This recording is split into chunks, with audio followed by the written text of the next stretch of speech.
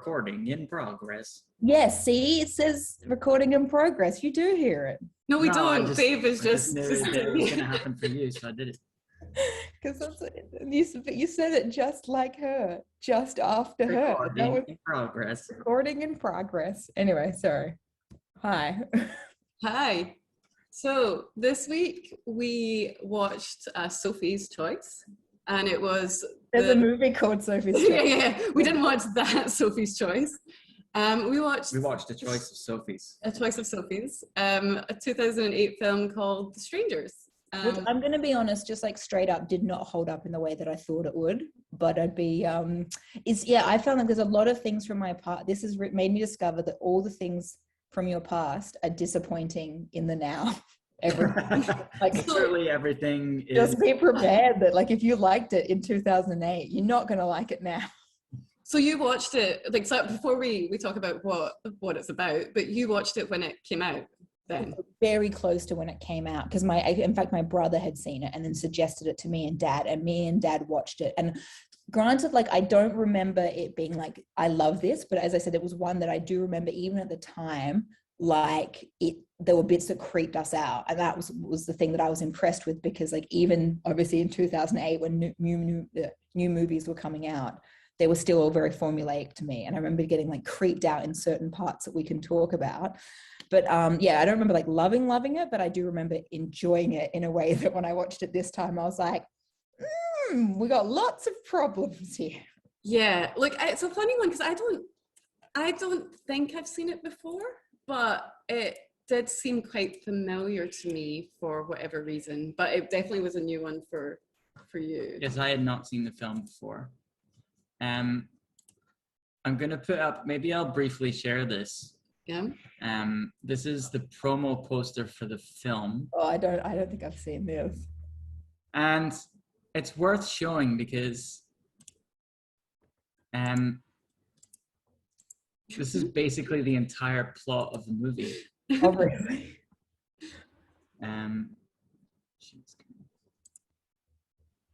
Here is the poster.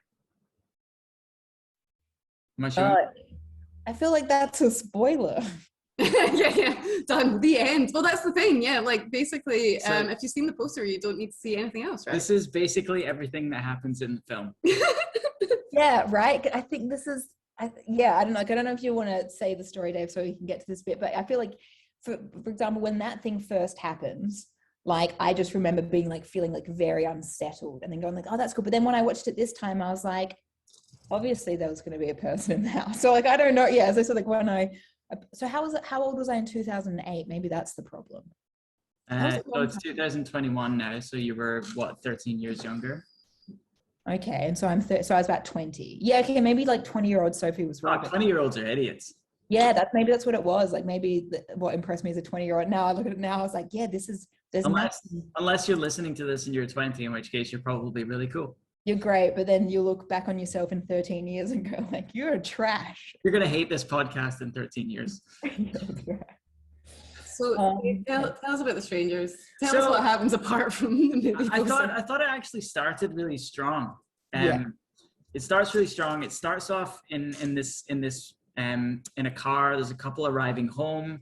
Liv Tyler, they're symbolically at a stoplight with no one else going on the road.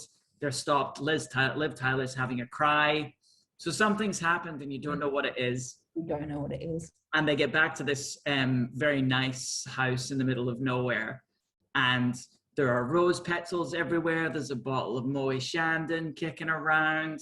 There's rose petals in the bath, on the bed, everywhere. There's ice cream, there's candles, there's the whole 9 yards. But it very quickly becomes clear that whatever the intention of this was, has not manifested.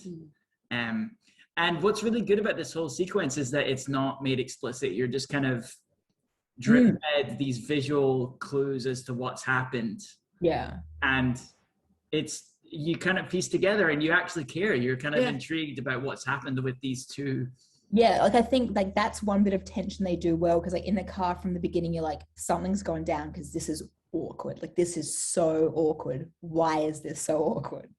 And even like there's, you know something bad's happened, but there's such nice moments between the two of them. Like when Yeah. he is sort of describing why there are petals everywhere and whatnot, but like when she's going to have a bath and he's telling her he's going to sleep in another room or whatever, and he undoes her dress for her. So like there's those lovely coupley moments that just really endear you to the characters without them having to say very much. So something crap has happened, but they're both quite cut up about whatever it is. Yeah. And they're both still being nice to one another. Yeah, like very like civil, sort of like this, we don't want to be here, but they obviously still like, they care about each other, right? Yeah. And even then he goes like, I didn't know if like the rose petals went in first, like with the bath. He did. Yeah. Like, they share like some jokes, and then Liv Tyler's in the bath, and then that's when we get our cuts to explain the story as to why. Yeah, so that sounds about right. So there's at some point during this, there's a flashback to them at a party having a lovely time. I think it's a wedding, maybe. Is it a wedding they're at? Okay, and they're very much in love. There's lots of looks exchanged between them, and we believe that they're very much in love. And he carries her outside very romantically and produces a ring from his pocket, and she looks a bit. She makes a face. Yeah, she makes a face that indicates that this is not going to go well, and then we cut back. So clearly, there's been a proposal. The proposal has been rejected, and this is the night after, and it's very late. Yeah, so obviously they're going to go back to like the nice little kind of secluded house where he'd organizes like all these lovely things in anticipation of her saying yes, not no. Yes. Yeah.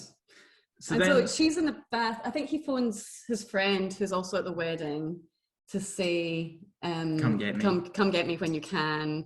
Yeah. Things didn't go as planned. I think that was his friend who helped like set up the house, like so he was part of the plan of the rose petal plan, etc. And he's gone like, yeah, it's not ideal, I know you're drunk, sorry, but yeah, come get me like when you can. Sorry, mate. I'll give her the car to like drive home with tomorrow, can you come get me, so we don't have to like road trip back to wherever they're from, is the suggestion. Yes. And then it all starts to go wrong. So then there's a wrinkle, which is there's a knock on the door, and it's 4 a.m. I do like, did you live it? He was like, what time is it? It's got to be like 4 a.m. And then they cut to the clock and it's just past 4 a.m. And I was like, well, that's convenient. Oh, no, yeah. Because they're sitting together. We cut to him. He's having ice cream. We're just eating ice cream. A massive tub of ice cream. And then he pops open the champagne, just starts drinking from the bottle. And she comes out of the bar. Yeah. And there's a knock at the door, and there's a strange girl there looking for someone called Tanner, I think. Tamara, I think. I would say Tamara, but I would. Tamara, I believe. Emphasizing a weird syllable. Yeah. But we can't really see her very clearly because the light on the light on the porch isn't on. Yeah. And it's all just, it's a bit unsettling. A bit unsettling because she says that, is like Tamara home, and it's like 4 a.m., which it is a weird thing to do anyway, go to someone's house at 4 a.m., even if the person who you're looking for does indeed live there. And they go like, no, like she's not here. And then this person is like, are you sure? Does she say that at that stage? And they're just like, that's a bit weird. And then like she leaves. And then it turns out, because I think they tried to flip the switch so they could see her and it wasn't working, but it turns out it was working and the light bulb had been slightly unscrewed. So like it wasn't, and you're like, well, that's strange. Why would the light bulb be slightly unscrewed to shield someone's face from the light? And then she goes, and and it's all a bit weird because like Liv Tyler's character is like, should we have let her go? Like, I mean, it's a random young woman wandering about on her own. Is she okay? Is she okay, kind of thing? Like, it seems fine. So she goes, and he has to leave the house for some reason to get her cigarettes. She runs out of cigarettes. So she looks. She's running out of cigarettes, and she's like, "I'll be fine. I'll be totally fine. I'll probably just fall asleep." And he's like, "You won't fall asleep. I will go and get you cigarettes." And at that point, I was still just kind of like, "No, see, some random person was banging on your door, and even though it's a woman who may seem less scary than a big, threatening, angry man, still, this is weird. Please don't leave me." I would have been like, you know what, it's time for me to start quitting anyway. Don't worry about those cigarettes. Let's just stay together in this house. But he's like, I want to have a drive anyway. I'm gonna go do this. So off to get cigarettes he goes. He builds her a fire first. Builds her a fire first. Very lovely. Yeah, builds her a fire. She's just hanging out in her like negligee next to the fire, or whatever nightie she's wearing. It's like, Oh no, it was still her dress, because she got back out the bath and put her outfit from the wedding back on because she was feeling pretty. And the important point here, she puts the ring on. Yes. She finds the ring and she puts the ring on and is examining her finger with the ring on. At which point, I believe there's another bang at the door. Another bang at the door. And it's the same chick. Is that before or after the smoke alarm goes off? No, I think that's before, because that then prompts her to call him. The phone's out of battery. She plugs the phone in. Yeah. Then notices the okay. Yes. Yeah, and then she goes to the front door and she goes like, hello, and then the person is like, is Tamara there? And she's like, you've already been here. Like, she's not here. And then she just keeps knocking, and then that's when she gets creeped out and calls him and is like, you've got to come back. Like, where are you? Yeah. Which so at this point, my memory's failing me a little bit. So no, this must be when she realizes that the flume for the chimney's not open, because what happens is, so she goes to call him on the mobile's out of batteries, so she goes to plug the mobile in next to the fire, then she calls him on the real phone and is like, hey, come back here. And that's right. Like, okay, then the flume isn't open, and so then it fills with smoke, and then she goes over and like is trying to undo it, and is that when she notices that her phone is missing from the charger? Is that a different? No, because what ends up happening is she knocks the smoke alarm off the ceiling. Yeah, that's it. Lands on the floor, and then she's floating about doing stuff. And that was when have we already seen that someone's in the house with her at some point? Yeah. Yeah, because that's when she's in the shot from the shot from the poster. So she pours herself a glass of water, and then there's a person, and they just like come into shot. And then like they're just there for ages, and she's doing but then I reckon that's when she's got her clothes on. So that's when. It's so confusing, her change of clothes. So basically she's plugged the phone in. She's noticed the fire, the thing's not open, that it's filled with smoke. She goes to turn the fire alarm off. She knocks it down. Yes. At some stage she puts her jeans and her top on. Because she's like business now. Casual. Oh yeah, because she's freaked out by this person. Scared, so she needs to put her jeans on. Yeah, put her sensible clothes on. She goes pours a glass of water while waiting for this guy to come back. That's when you have the sackhead man, I presume a man, and then like steps into frame and is just like there for ages. She's pissing about in the kitchen, hasn't seen him, and then at some stage suddenly it's that thing where we're looking at her and then we cut back to that shot and like he's not there anymore, establishing a precedent which is echoed through the film. I'd say it more times. I want to talk about one of those in particular, like that comes later on, and we can talk about it more, but I'm just like, people don't move that quickly. But anyway, so we do a lot of appearing and then disappearing when we look again.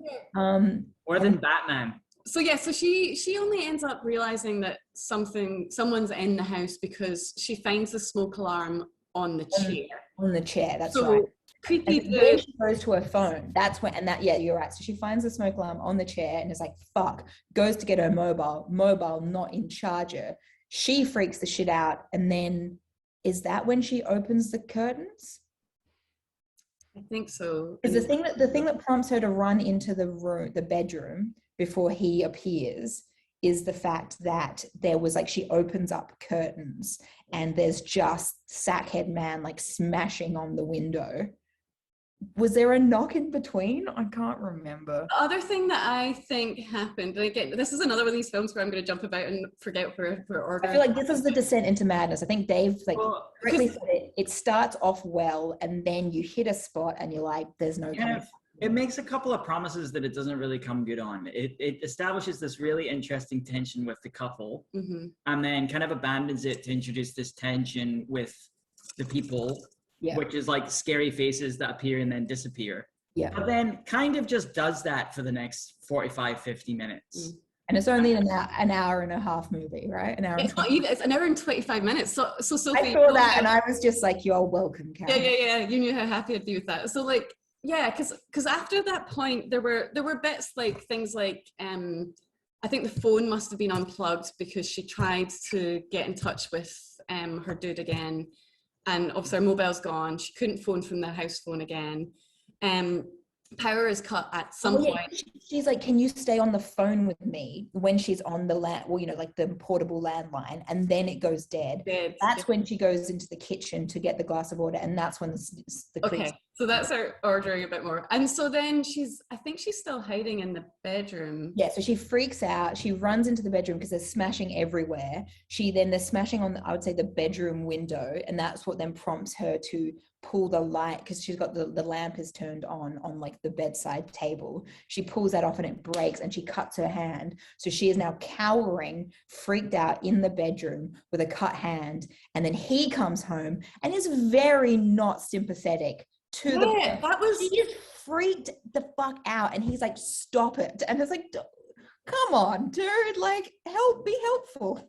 Yeah, I found that weird because, I mean, I guess they had that tension earlier on and whatever, and so clearly there was upset. But the fact that, you know, there had been someone at the door, she was clearly freaked out and she was cut, and suddenly he kind of seemed to have lost patience and was like, oh, well, your phone must be somewhere and all this. Yeah, that's right. She's like, they took my phone. Like, he took my phone. They took my phone. He's like, no, like, your phone's in your bag. She's like, no, I took it, you know, and he's just like not listening.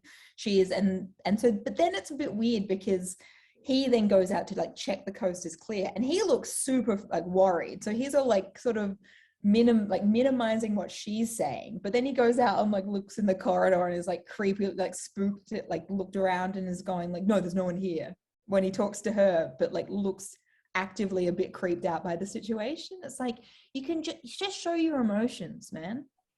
You know, you can share that you're a bit worried with her. Don't minimize her experience, even though you may be a bit having that on the inside yourself. We're all friends here. Come on, mate. Come on, mate. We're better than friends. We're like we were maybe going to get married. Yeah, I mean, that's what you wanted. And then, yeah, so they come out, and then he bandages up her hand with a tie. And then what is it that makes him... Is it he left his phone in the car? That's right. He left and the car's all dinged up. Yeah, yeah. He gets his phone, and then while he's getting his phone in the car, there's just like a hand that comes and touches him. Yes. Yeah. He freaks out, spins around. There's no one there because, you know, appearing and disappearing. So then, that's right. He goes back in the house. So he doesn't seem super fussed by the fact that his car has been dinged up, but he has said like get your stuff, like put your shoes on or something. But then I think it's at that stage, because what's happened that they don't at any stage acknowledge, I think, is like her phone is in the fire. Mm-hmm. His phone is out. He must have said like, yeah, get your stuff. And then his phone, he comes back to it and the battery has been taken out or something. And it's just, and then that's when he goes like, oh, there is someone in the house fucking with stuff. Let's go. Like, I'm acknowledging what you're saying now. And so then, but she doesn't put her shoes on.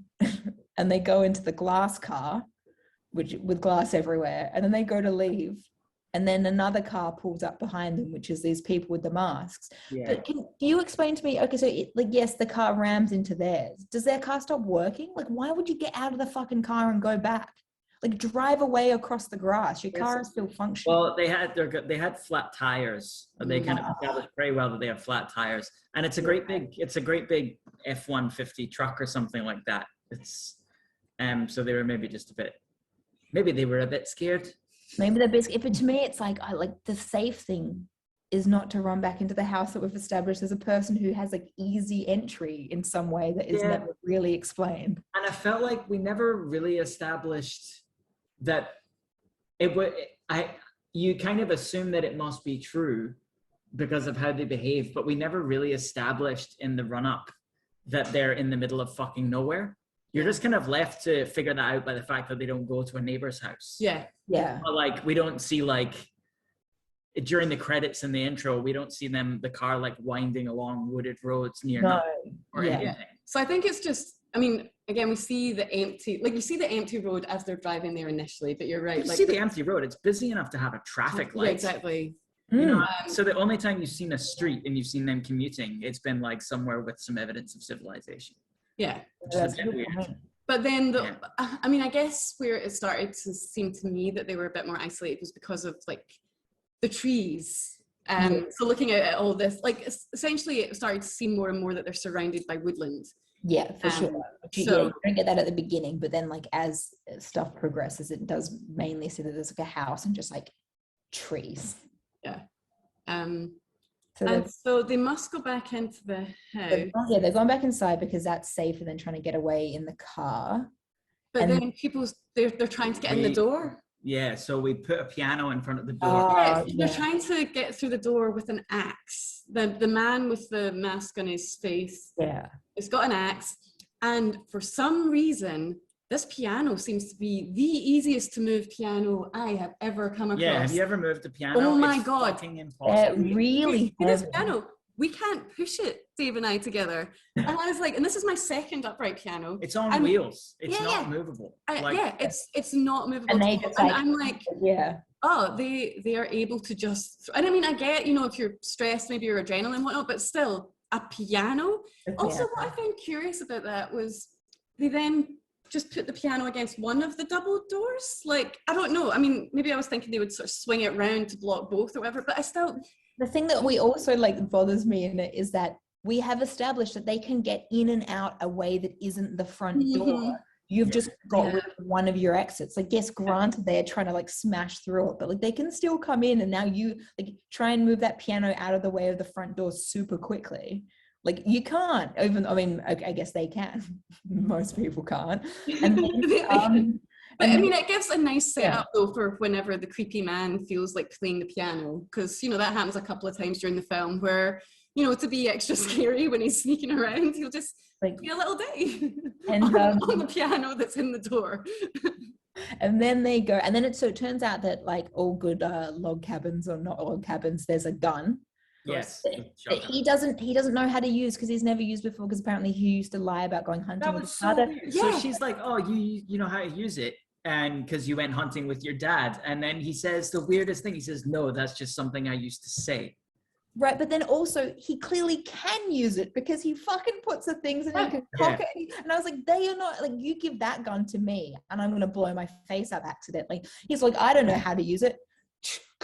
Now I've got a gun. I was like, what? And anyway, and so then... And also it was like, so the other thing about all that sequence, so I got annoyed with the piano, and then with the gun thing was the fact that there must be a gun around here somewhere. Barely had to look for it. Found it in its bits, got it together, and then he's like, and there'll be bullets somewhere around here. No, everywhere. There's so many that they're in like grabbing the boxes and stuff. into his pockets. And I was like, this is just wild. And I mean, I know it's supposed to be in the States and whatnot, but like still security with your guns and your bullets. Like, I know they're in different places, but none of that was secure. But also, like, it's this guy's dad, and this guy's clearly in his late 30s. Like, who is this ammunition being hidden from?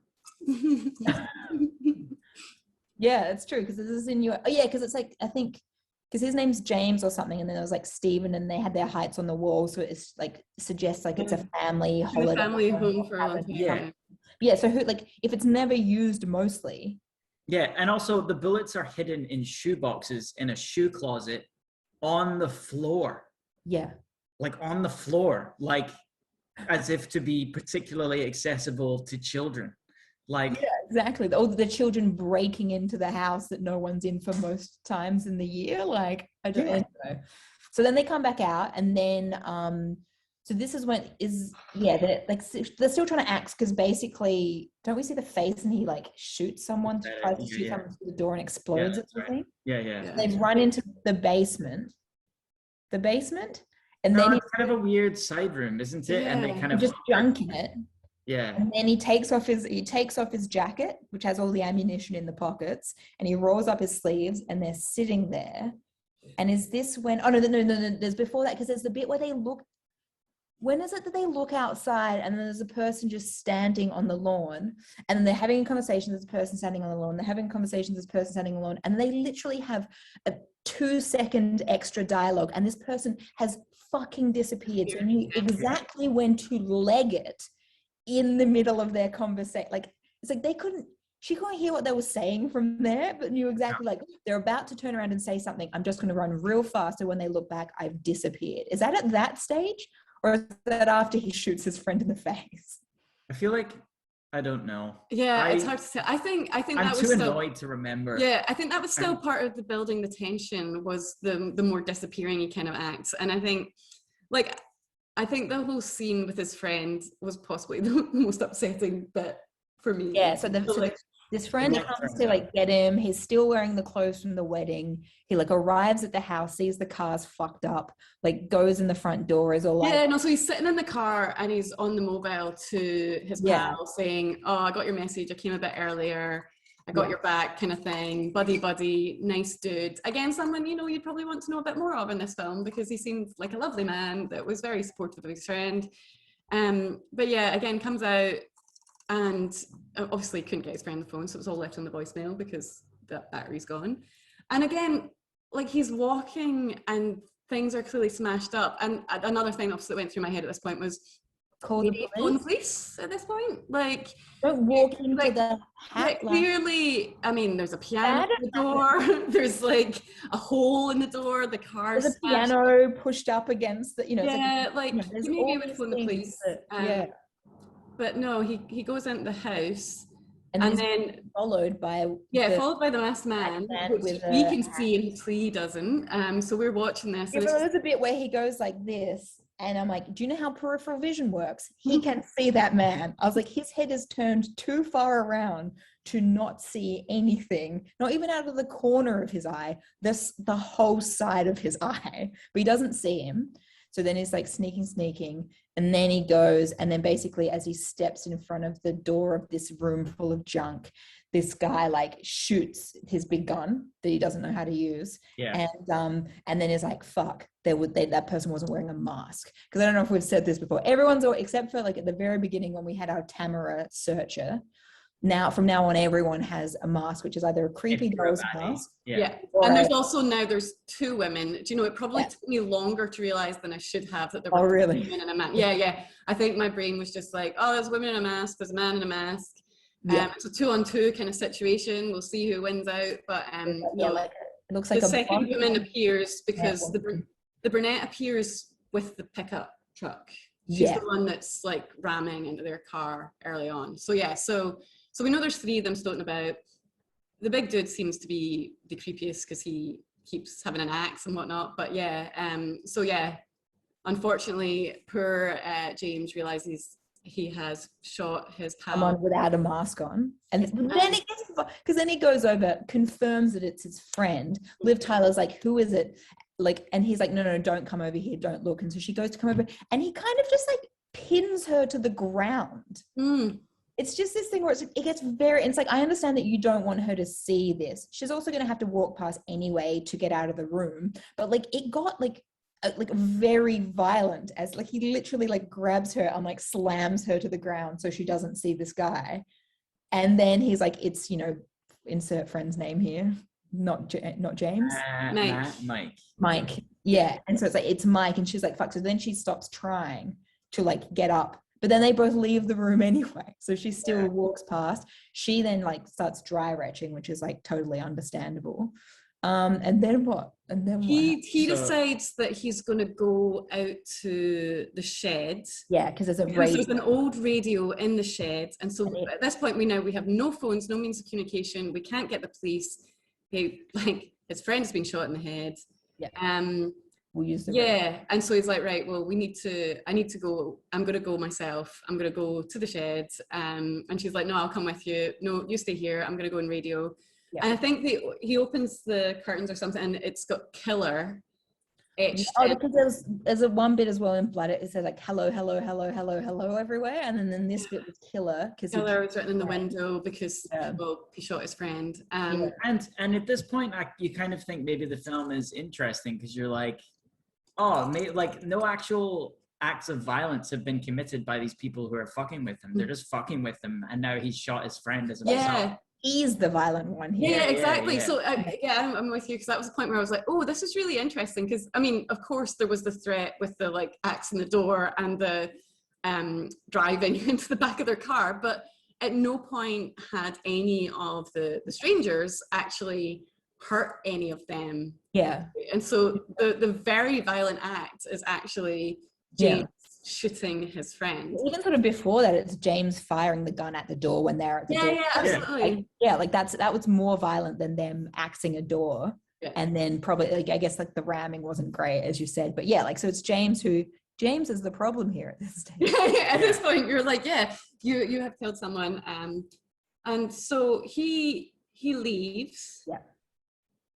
And he's a bit sneaky. And this is the bit where it all turns into a bit of a blur for me, because every now and then people appear from behind trees and whatnot. Yeah, so he's sneaking, but then he gets... It's the brunette woman. Yeah, brunette stranger comes out of the barn he wants to go into and is searching with a light. Oh, that's right. Yeah, light on him. He's about to shoot her, and then scary man runs up. That man comes. Yeah.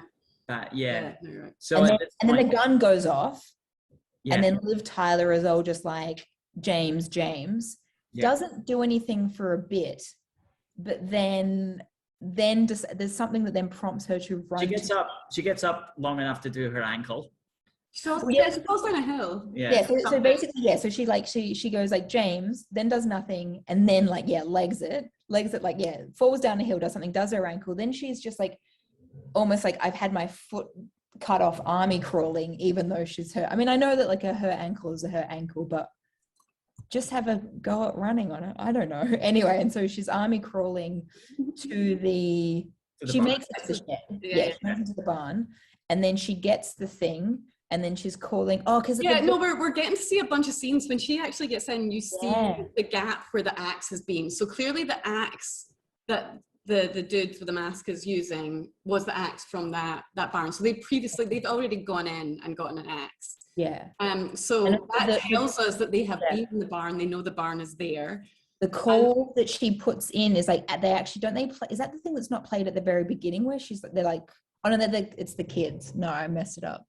Because she's like, help me, like she manages to talk to someone on this radio, but what she doesn't realize is brunette is there watching. Yes. And as she's gone like, can you hear me, help me, then brunette starts smashing the shit out of the radio, and then she bails again back to the house. Yeah, and I kind of can't remember what happens to her until she gets caught again. I think so she goes back to the house, which again to me it's like, if you like, granted your leg is the blonde woman's in the house with a knife, and then she gets in the cupboard. Kirsten tries to, Liv Tyler's character, I think does she try and get a knife too? I don't know, but anyway, she's got a big knife, and then she goes to the drawer and just gets out what looks like a bread knife, or maybe like a knife or something. And then so she's got that, but because she gets knocked out though by the sack man, doesn't she? Like she's been you're right, the bit we missed before she's getting harassed with a knife is the bit where she goes in the cupboard. So she gets back to the house, she goes in the pantry essentially, and we all know where that's heading when she gets in the pantry, where you can see through the slats. And then you've got, so this is another bit that annoyed me. You know how we've got sneaky masked man who's been sneaky so much?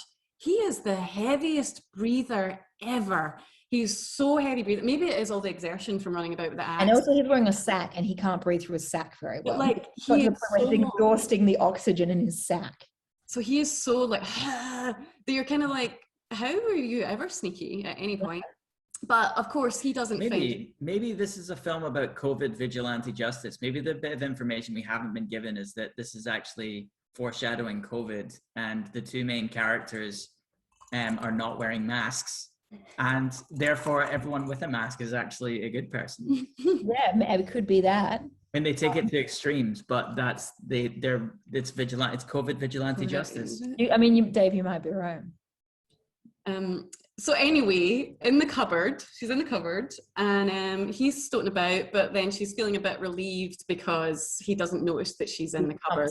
But of course, as we could all have guessed, one of the other characters comes up and is like, looks. And that's the loud bit. And that's when I had to slam my Bluetooth speaker down onto the couch, because it went from like being a bit of sound to an insane amount of sound. And I was like, I have neighbors. And then that must be when, so that's the blonde woman, and that's when she starts taunting her with a knife.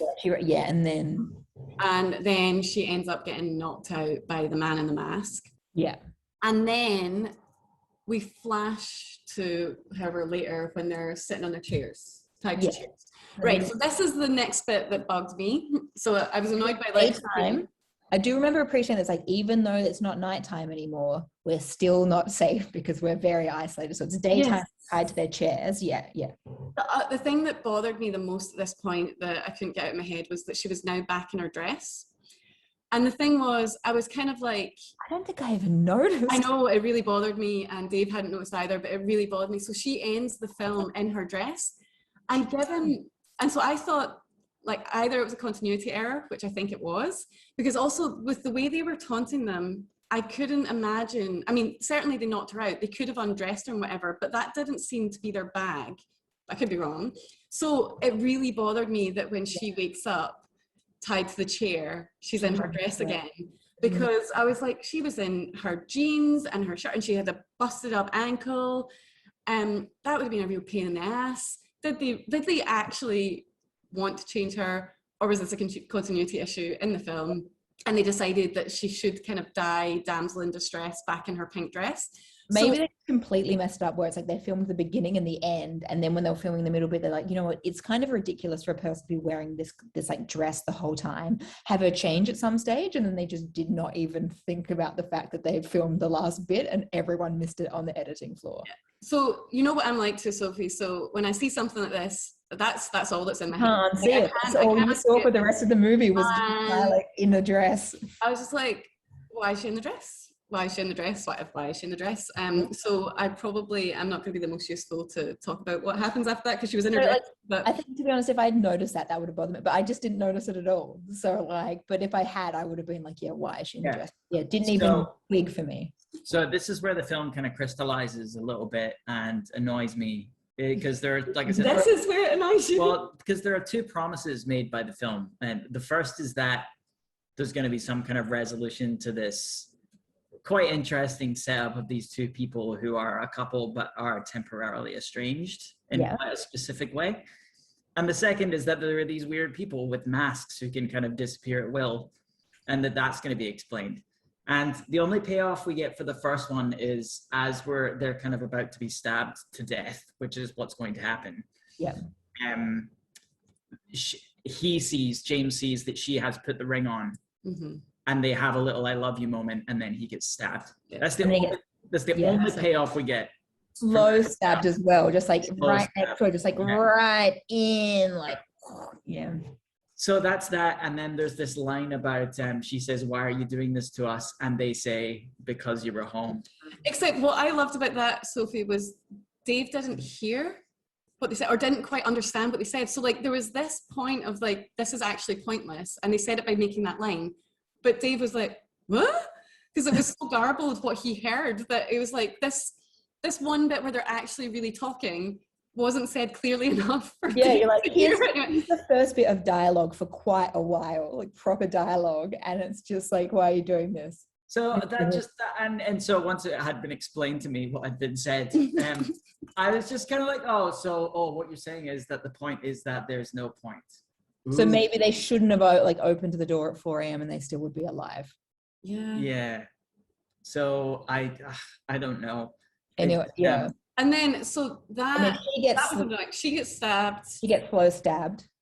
And then because what we didn't say is the beginning of the film starts with like a 911 call by these two, like sounds like children.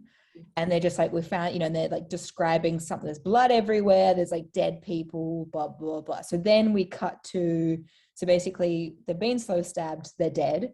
We've assumed. And then spoiler, no. And so then basically we've got the truck of these 3 people driving away, and you've got 2 boys who are obviously like. No, so there was another bit before that where she is crawling. We think they're both dead, and she is crawling her way across the floor, bloodied pink dress, trying to get to, she sees Mike's phone rings, so she's going to try and get the phone, because she's still got that little bit of life left in her. And as she gets over there, masked dude is still kicking about, so he kills her. I don't remember. Yeah. Some Yeah, girl- well, I mean, I don't remember because I forgot that bit. I was No, like, so she, no, "Yes," and then she it cuts ends to up, kids. So yeah, no. so she ends up getting killed again, essentially, Yeah, because she gets double kills. double killed. You think maybe there's a chance for her, but actually there's not. No. And then you're right. Then we cut to the three folk now no longer wearing their masks, but we never get to see their faces. We see the back of their heads Yeah. as they're driving along. This bit really, really irritated me. So they pull over at the side of the road with these two Mormon kids going past. Yeah, with their little pamphlets and then. What was his line? Asking if they. Are you a, she's like, can I have one of those in reference to the pamphlet? And he's like, are you a sinner? And she says, sometimes.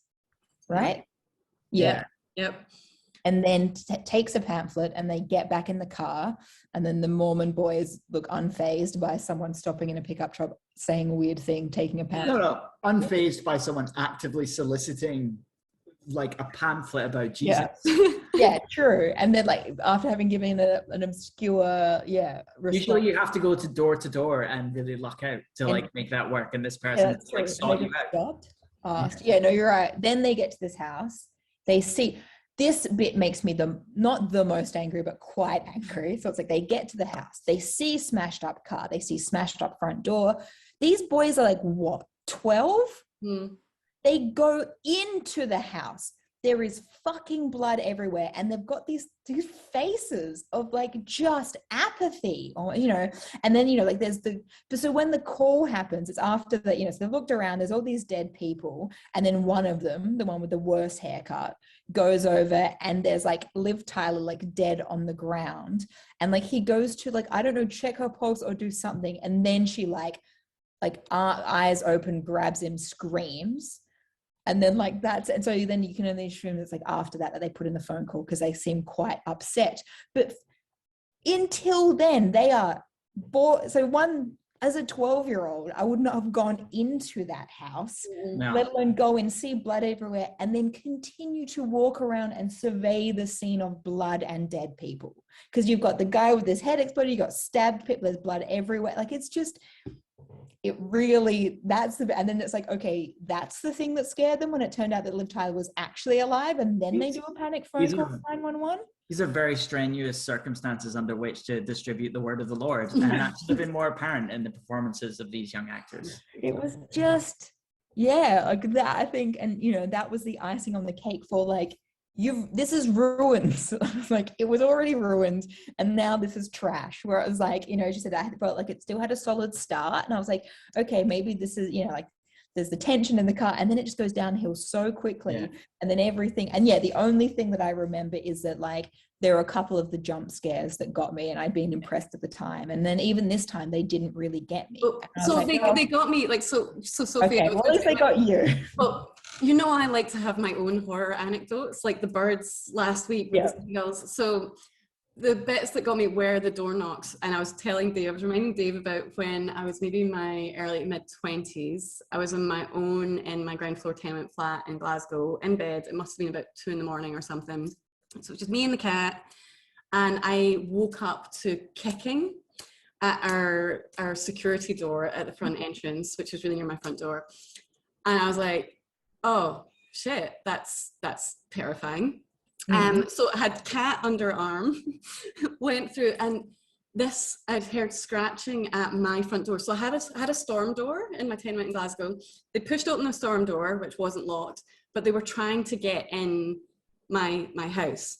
Oh my God. Rationally, I was like, the rational side, which was not working at 2 a.m, was kind of like, this is probably just a drunk student or something that they think it's their house. Yeah. But they were heavy breathing at my door. And I kept going, look, this isn't your house, please go away. And they were still scrabbling and said nothing. So I phoned the police, Great Maryhill Police. They came around very, very quickly. I then phoned my parents and woke them up at like 2 a.m. going, there's someone breathing at my front door. And then when the police eventually arrived, I was kind of like, look, I just wanted you to check. There's actually quite a lot of like elderly people in my building and I just wanted to make sure they're not still in here. And they checked, there was nothing there, whatever, it was all fine. But so because that happened to me, when there was that first banging on the door, I was like, oh no, I don't like this. This is bringing back some memories. Yeah, so You that just did keep bother me. picking movies that have triggers in them for you, Yep, accidentally. thanks, That's thanks, great. Sophie. Yeah. But I have to say, I think from the start of the film, I knew it was kind of going to bother me because, you know, the start, before even the phone call, there's the bit of text going, blah, blah, blah time, what, 2005 or whatever. This couple was leaving a wedding and blah, blah, blah, blah. And still no one knows what happened to them, kind of thing. So with that setup right at the start, I knew that basically these people were likely to be dead. There's no hope. So the whole film was just me waiting to see how they were going to be gruesomely killed. And, you know, we've talked about this before, where I do quite like a dark ending to a horror film at times, but the fact that there was never any hope in this, like, it was just, for a short film, it was too long because I was just waiting for them to die. Okay, sure. Yeah, I thought it felt almost like a short film that had been expanded to feature length by just like inflating particular bits, particularly the second bit of the film, the horror bit of the film just felt like, I mean, you could almost tell the same story, like have the same first like act with the romantic setup, and then just have someone break in and have that sequence much shorter, and then cut to the end and have the payoff with the ring, and then that's a short movie. But like, I just felt like the horror aspect of it was too long and too repetitive. It was very repetitive. Like, I don't remember it being, like, as I said, I obviously didn't remember a lot of it, but like, I was like, this is just the same, you know. And even like the bit that we didn't bring up, which is the same as every other bit, so it doesn't even matter, it was like when the friend came and he was investigating, like, the blonde masked woman is like actually outside in the background, and like, you know, he goes up and he's like looking around, then goes to the front door, and just after he steps in the front door, like, she appears with a mask, and then she did, and it's just like, again, mask, no mask. Yeah. And for no payoff in the end. In the end, the point of it is that there's no point. And that's fine, but it's kind of like they woke up and it was a dream. Yeah, it's like, they're just like, is the point that there are just bad people in the world and some people are unlucky? Like, what, you know? Yeah, it's like, take away. I get, because of the way it's started off with like, this happened to people and whatever, I did think it was like based on a true story type thing. Well, apparently they did draw inspiration from. Yeah, I saw that, but it was from like the Manson murders. And then there was like another more specific case that like happened near in this person's neighborhood when they were a kid. Yeah, there were break-ins and stuff. So like there was an inspiration, but I think, look, I think I was particularly disappointed because, like you were saying, without the payoff, like I really liked the two lead actors. Like I enjoyed the interaction between Liv Tyler's character Kirsten and whatever the dude's name is. James. That's the only thing I remember. His name was James. And I, like Scott Speedman. Scott Speedman. Yeah, Scott. I remember Scott Speedman. Yeah. So I really liked their interactions at the start, and yeah, I just felt like they were kind of underused, and I was just disappointed.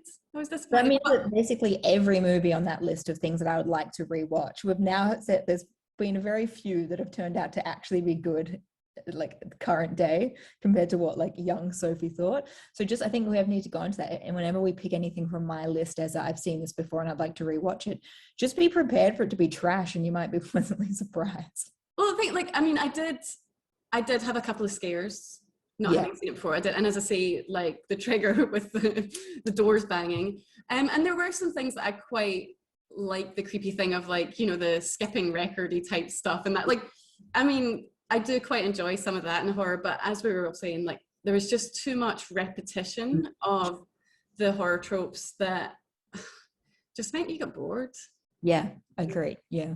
And so, yeah, for a movie that didn't even go for an hour and a half, like it felt long. Yes, yeah, very much so. And also, I love it when, like, so sometimes, because obviously Dave is not quite as into horror as you and I, Sophie, and I love it when we kind of surprise win Dave over, and he's like quite invested. And this one, he was like, well, that was a waste of time. So yeah, that's You're welcome, Dave. It was. Guys. So that was The Strangers. It's now your turn, Dave, for next week's choice. And as ever, we've got the list up. But again, if you choose from your list, Dave, you've got a very short list. But go with whatever you want here. Oh, I've got no idea. Do I have to decide online? Yeah. Pick it. Oh. You got to announce it for next time to watch. Let me load this so I can, okay, let me get rid of, I will at least do the thing where I delete, cell, shift up. Okay. Oh, I just don't know. Well, one thing we were talking about this week was the Evil Dead, but ultimately, if we watch Evil Dead this week, it would mean Evil Dead 2 the next week because. Or both in the same week. Or both in the same week. They're very similar films. So like a double, I mean, I guess we've done double features before, I guess. Yeah. So that's two of the 3 films that are left on Dave's list. So I feel like you can pick something from a different list, Yeah. or you could add something to the list. Like this was just like things that we're throwing in at the time. You know, as I said, like my list is mainly old stuff and creepy children stuff, just because like they were the conversations that we'd have when you'd been like, I haven't seen that much old horror, and I'm like, well, let me tell you about all the weird old horror that I watch. That's why it's mainly like weird old horror. So like you get anything you want, Dave. Just go with your heart, you know. As long as it's like vaguely horror themed. Let's do Train to Busan then. I feel like that's one I've been waiting to watch for ages. Okay, cool. And I need to pick something, so I'm picking that. You do need to pick something, and you've done very well, and we're very proud of you. And also, it's quite different to what we've watched lately. Yes. So we're moving Train to Busan, Zombies? Is it Zombies? Yeah. Cool. Okay, we've not done Zombies for a while, so yeah. Yeah. Great. All right. Thanks. Done like a chicken dinner.